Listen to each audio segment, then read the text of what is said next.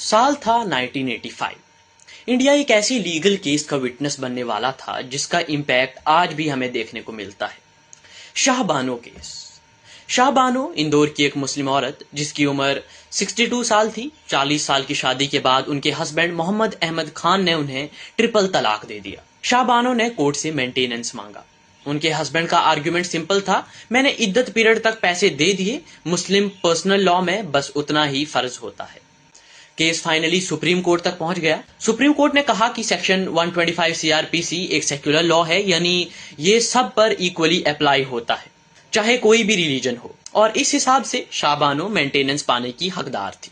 लेकिन यहीं से एक सोशल और पॉलिटिकल स्टॉर्म शुरू हो जाता है। कुछ मुस्लिम ग्रुप्स ने कहा कि उनकी कम्युनिटी का पर्सनल लॉ इफेक्ट हो रहा है। उनका पॉइंट था कि हस्बैंड की जिम्मेदारी सिर्फ इद्दत तक होती है, उसके बाद नहीं। प्रेशर बढ़ता गया, प्रोटेस्ट हुए, डिबेट्स हुए, और फाइनली राजीव गांधी गवर्नमेंट ने 1986 में नया लॉ पास किया, मुस्लिम women protection of rights on diverse act 1986। इस लॉ का इफेक्ट ये था कि सुप्रीम कोर्ट का जजमेंट प्रैक्टिकली साइड हो गया। एक्ट ने कहा कि मुस्लिम हस्बैंड की रिस्पॉन्सिबिलिटी सिर्फ इद्दत पीरियड तक लिमिटेड है, उसके बाद मेंटेनेंस का अरेंजमेंट फैमिली, रिलेटिव्स या वक्फ बोर्ड के थ्रू हो सकता है।